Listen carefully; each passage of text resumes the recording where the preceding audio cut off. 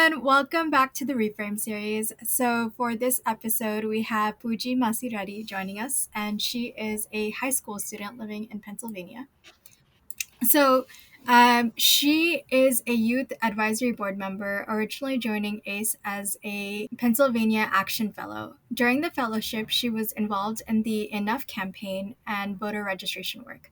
She is also a member of the youth leadership team where she developed strategies and creative branding ideas for the renewable energy campaign. In addition, she is on ACE's youth advisory board to support the ACE staff in ensuring the youth voice youth voice is heard and amplified in the climate space. So, in addition to Puji's work within ACE, she focuses on environmental justice advocacy and organizing in Chester, Pennsylvania. One of the nation's largest trash incinerating facilities is located in Chester, and it causes rampant air pollution and contributes to environmental racism. For the past year, Puji has been working on a campaign called Boycott Ocean City, Maryland, to put pressure on OCMD's city council to not renew their contract with the incinerating company Covanta and to start recycling instead. So it's really great to have you here today and joining us. Thank you for being here. Hi everyone. Thank you for having me here. I'm very excited to have this discussion. Yeah. Awesome. So I wanted to start us off by asking, how did you get involved in doing social justice work in the community where you live? Yeah. I think, I was last year, my junior year, I was part of a program called Girl Gov. And so that program is a civic engagement program. Um, that focuses on different topics in our community. We have a reproductive rights committee, we have a racial justice committee, and I have been on the environmental justice committee for the past 2 years. And we focused last year and this year on advocating for clean air in Chester, Pennsylvania. And like you said, Covanta is one of the largest incinerating plants in Chester. And Chester is a predominantly low income Black community, and it's a direct example of environmental racism.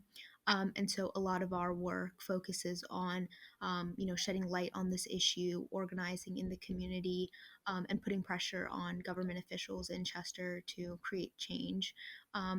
And so Girl Gov was something that really showed me, this injustice, and I worked with a team, and we developed a campaign, and we worked with grassroots organizations in Chester. And I would say like that's, very influential, key for me, being part of Girl Gov and being surrounded in like that community of like high school um, people who were just as passionate about this issue as I am. And so that's one avenue. And then in terms of more national environmental justice work with ACE, I started with ACE, which stands for Action for the Climate Emergency. I would say the end of my sophomore year, basically, and I would say I first got involved with that simply just through like social media.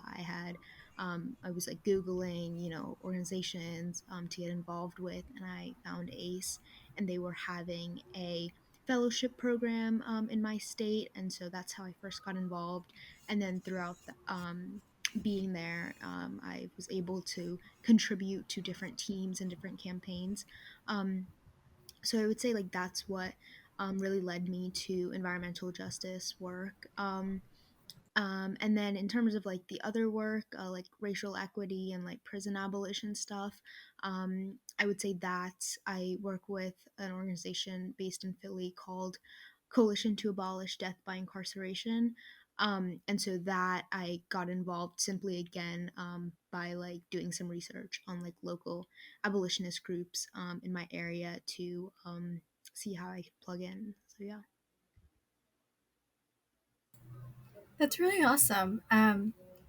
I I'm so curious as to like when you were growing up, how um, like what made you passionate about wanting to join these types of organizations, and yeah, what really motivated you to get involved? Yeah, I would say like my family and my upbringing, I think, definitely played a role in that. My parents have always like stressed the importance of community and like being in community, and caring for the community around you. So that is definitely a big thing.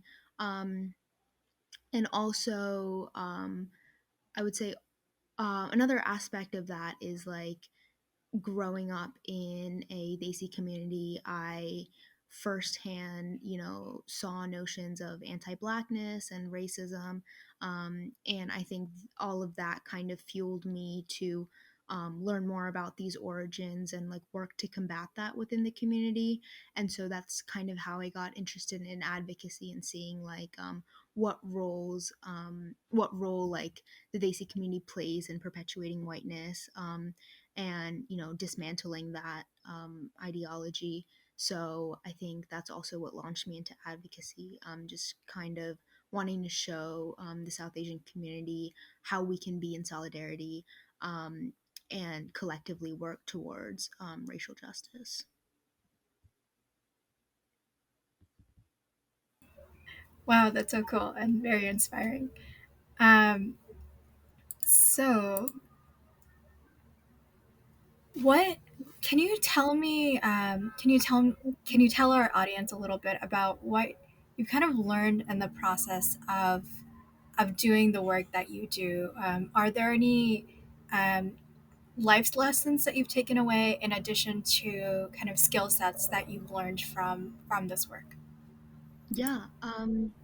Yeah, I guess I can start on like a more micro level and then move to a more macro level. One thing that really stands out is like this idea of community organizing and how powerful of a vehicle that can be for creating change. I think it's a very, radical form of expression, and like having a community be able to come together is like no easy feat. And I think that's something that I really see with what's going on in Chester. There are a lot of people who care and a lot of people who show up to marches and rallies to protest Covanta, and I think that's a very inspiring sight. And I think that's how movements are built. It's not necessarily one individual or um, one kind of entity that's like spearheading a movement. It's honestly the collective energy. Um, from allies, but also the people who are being directly affected. Um, and I think that's ultimately, the basis of any strong movement. And um, I think that, the power of community organizing should never be overlooked. Um, and then in terms of, I guess, what I've learned from ACE is kind of the power of the youth voice. I think a lot of, climate movements nowadays focus heavily on the youth, and empowering the youth because they know that we are the future and that we have the ideas and the courage to stand up for our future. And I think that's, really great to see. And I think ACE does a great job at that. And I think what I've learned at ACE is like just how powerful the youth voice can be in terms of like our opinions are shaping the campaigns that they put out. Our opinions are shaping their overall structure, basically. For example, they have what's known as action teams, and I'm like a lead action team at my high school. And this is like a new thing that they've rolled out this year. And so while I've been, doing that and like having challenges or struggles with that, I'm also on the youth advisory board. And so on the advisory board, I proposed, hey, like we should create a survey or create some kind of means to gather information from all the action team leads across the country, because there are so many, and understand like their experience this year with the action team and how ACE can improve it for next year and years to come. And so that's just one example of like how much power ACE's Youth Advisory Board has, and how we have a great influence over ACE's plans for the future and how they plan to operate. So I think that's, very um, interesting to see, and I think it can give a lot of young people some optimism, I would say, because there's like always an argument to be made that young people just like don't garner that much power. But I think being in spaces that purposefully create that power um, is very positive, and they definitely exist. So I would say that's another thing. Um, and then a more general thing that I've learned is just like this idea of putting continuous pressure, and understanding that like change will like obviously not happen overnight. um, and I guess the biggest example for that is again the incinerator in Chester. Organizers have been fighting against that since the 1990s, and there have been huge wins, and especially right now we see the tide is definitely turning there. Covanta is getting scared, and that's a great thing to see. And I think there have been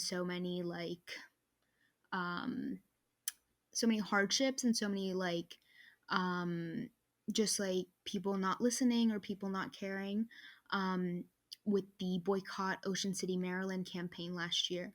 We were doing that because Ocean City, Maryland was sending their trash to Chester. Other cities like Philadelphia and New York also do this. And that's another reason why it's an environmental injustice, because they don't have to be dumping their trash in Chester. But yet Chester residents have to bear the burden of that, even though they didn't produce the trash, right? So our campaign was directly targeted at Ocean City, Maryland, and we could see like just how the city council was so adamant on how recycling is bad for the environment, and spewing out all this misinformation, and racist rhetoric as well.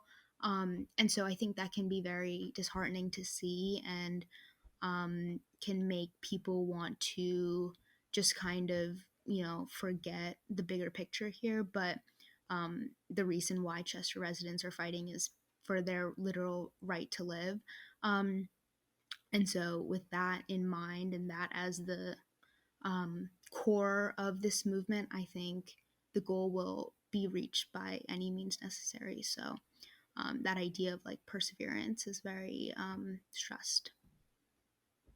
I was gonna say I really appreciate you sharing that because having seen a lot of community organizations and been an organizer myself, it's a there like these challenges appear so large, um, and we're all kind of trying very hard to put up a very strong front, and really push and give it as much strength and pressure as we can, to this work. So I appreciate you kind of just sharing um,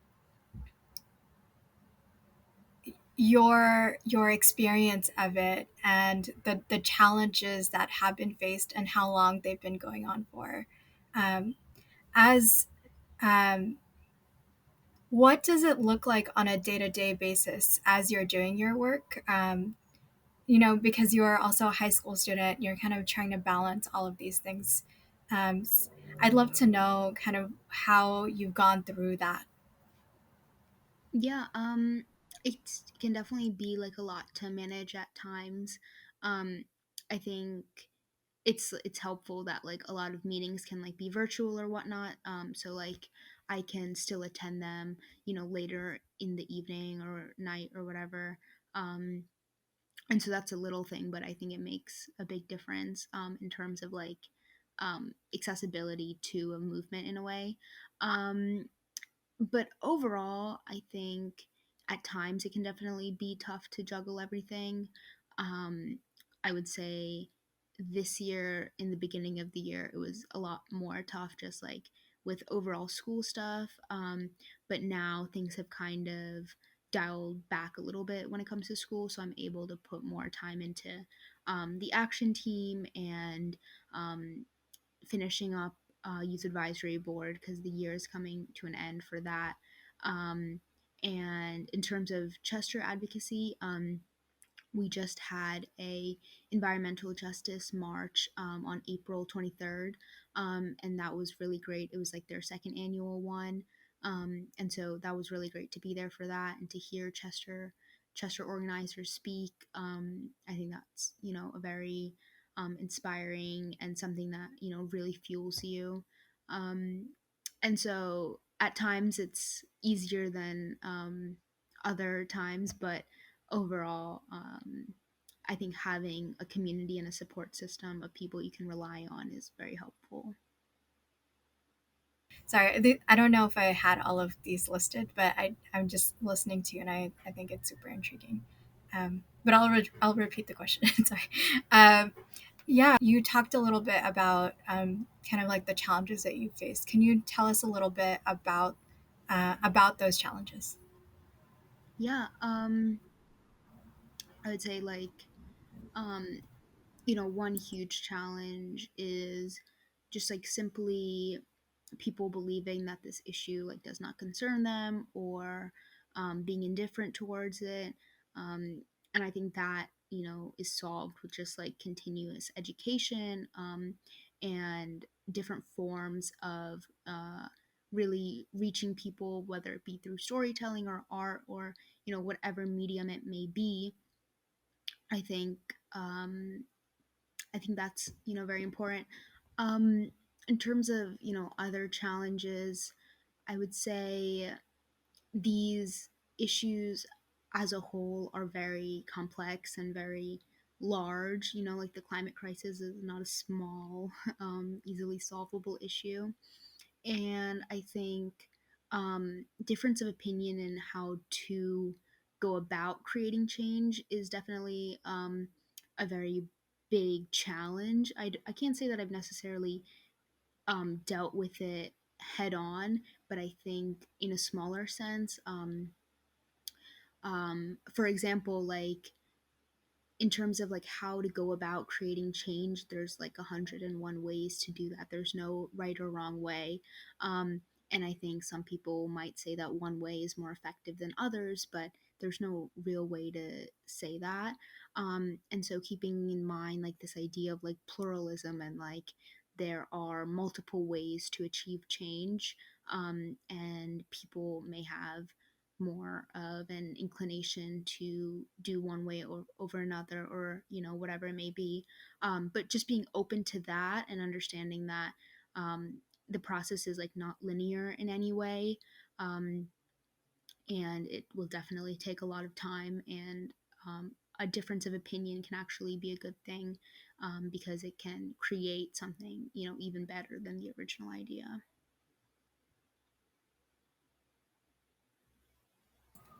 Yeah, that's that's really great, and I think it's this idea of pluralism that you bring up is very important, and I'm glad that you're sharing this as like as a concept for our community, because I think all of us are within the South Asian community who are involved in social justice work may be pursuing it in very different ways, but we are all in some way trying to contribute towards making the world a more meaningful or a better place to live for everyone. So thank you for that. Um, so a question that I have for you is, um, just you personally, what do you hope to study moving forward, and how? What are your own personal plans for the future? Yeah, so I plan on attending Wesleyan University next year. Um, and I, am planning on doing economics alongside either sociology or anthropology and potentially a minor in environmental studies. Wesleyan is super cool because it's like really accessible to do a double major or even triple major. So really want to take advantage of that. And in terms of economics, obviously looking more so on the side of like heterodox economics and doing research in like abolitionist economics. So, um, basically, what does the defund movement look like on a larger level, and like how can we shift resources away from policing and prisons to different sectors such as healthcare and education, and what does that transition look like, and how can we make that happen? um, and also schools of thought such as eco-socialism. And in terms of sociology and anthropology, I think they work well with economics, and there's a lot of interconnectedness between those subjects. Um, and then environmental studies, again, to kind of um, potentially equip me for a career working for an environmental um, justice nonprofit, or something in that realm, and also doing research about the health impacts of these toxic waste facilities, such as an incinerator, um, on the health of marginalized communities. So, something along that realm, very similar to the work that I have been doing, but looking at it from obviously a more academic lens, and a much more rigorous lens. That's really cool to hear. I'm excited to see all of the work that comes out of you as you move forward. Um, so I mean, I think you're pretty amazing, and I would love to know: is there any advice that you would have for tips for students that might be interested in getting involved, or even just those who are older than you that want to get involved? Yeah, I think one of the great things about wanting to work, and be involved in like social justice related issues is how accessible it really is, because um, the best thing you can do is simply like research local organizations in your area.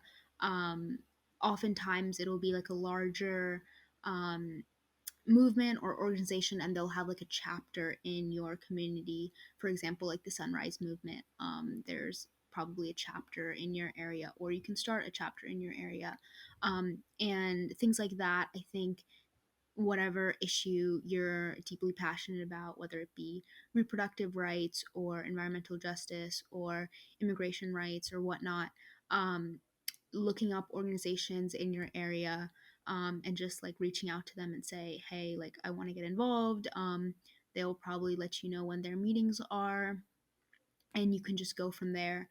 And within that specific chapter, they'll probably have different committees, where you can plug into and offer, maybe it's social media help that they need, or maybe they're doing a letter writing campaign that you can help out on, or canvassing, or whatever it may be.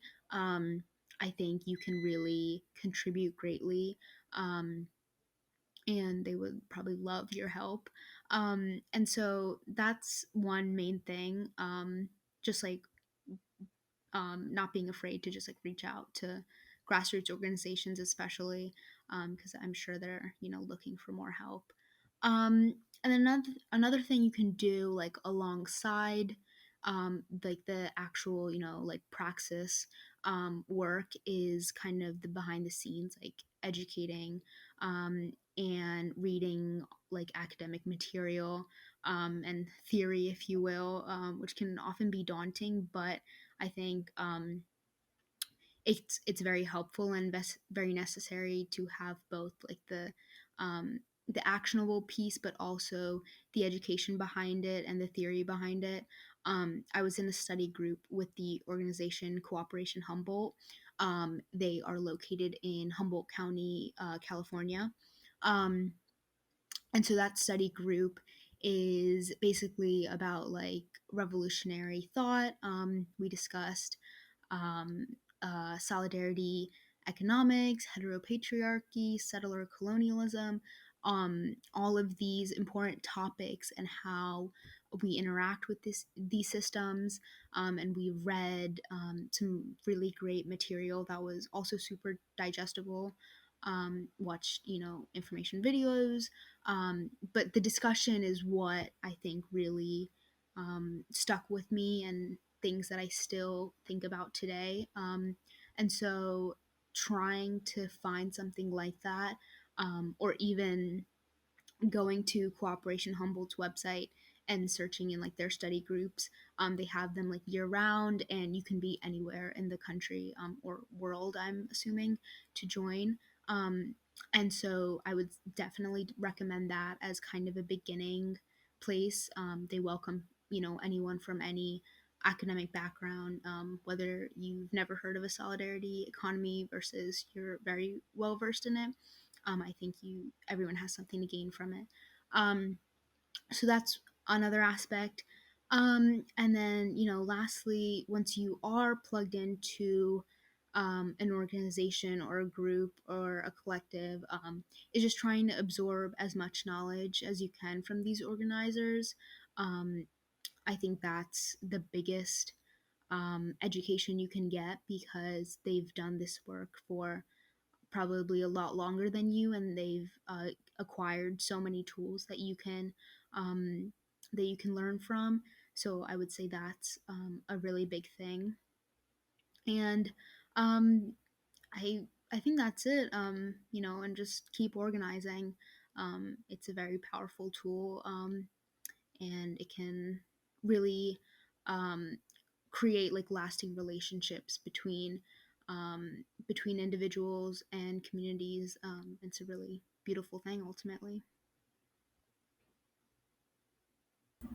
That's awesome, and we'll link the organization that you are referring to in our notes for both the video podcast and the audio podcast. So it'll be available to all of you listeners after this. Okay. Yeah, and I I so appreciate you sharing that, because I think a lot of the value of doing the social change work is really the community that you are building around it, right? It's this feeling of not being alone when we are trying to tackle hard problems like climate change and environmental justice. So I appreciate that you are part of knowledge communities that are really trying to better understand and figure out ways of addressing those. Definitely. Yeah, exactly. Okay, so I think we will end it here, and we'll include Puji's information below. So if you're interested in learning more about her work or getting involved with ACE, please reach out to her. Thank you. Definitely. Thank you so much. Okay, I'm gonna stop this.